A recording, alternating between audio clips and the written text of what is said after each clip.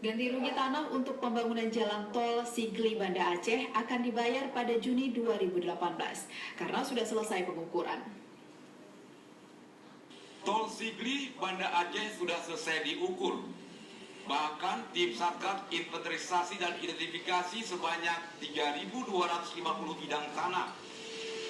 Pejabat membuat komitmen pengadaan tanah Sigli Banda Aceh 1, Alfiesa mengatakan kalau nanti dalam musyawarah ganti rugi dengan warga, camat, Demkab, DPN, dan tim appraisal penilaian tanah tidak ditemukan kesalahan ukur, Juni atau akhir Mei mulai pembayaran.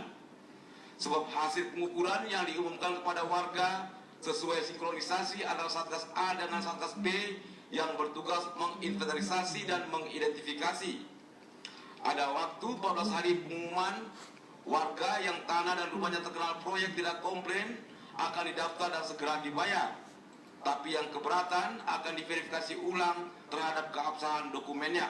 Kita sedang menunggu sinkronisasi saat ini antara Satgas A dan Satgas B, di mana nanti sinkronisasi ini bertujuan supaya nanti ketika kita umumkan kepada masyarakat peta bidang dan daftar nominatif yang dikerjakan oleh Satgas ini match, jadi sesuai, tidak ada kesalahan-kesalahan.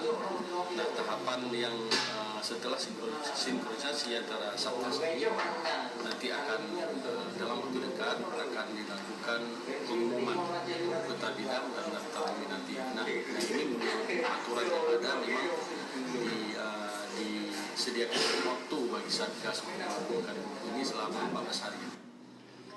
Terkait pembayaran ganti rugi tanah untuk pembangunan jalan tol Sigli Banda Aceh, Alfiesa menjelaskan bersumber dari dana talangan PT Utama Karya selaku pelaksana konstruksi. Sebagaimana diketahui, menurut Alfiesa yang didampingi PPK pengadaan tanah Sigli Banda Aceh 2 Jupri, pembangunan tol berjarak 74 km lebih dibagi dalam 6 segmen dan tahun ini sedang tahap pembuatan detail engineering design. Tahun 2019, pembangunan di segmen 4 mulai dari jalan pintu tol di Indrapuri ke Belang Bintang sekitar 13 km. Kemudian akan dilanjutkan dari Padang Tiji ke Janto, Baitusalam dan Darussalam hingga mencapai 6 titik pintu tol masuk keluar dari jalan nasional. Tim Liputan TVRI melaporkan.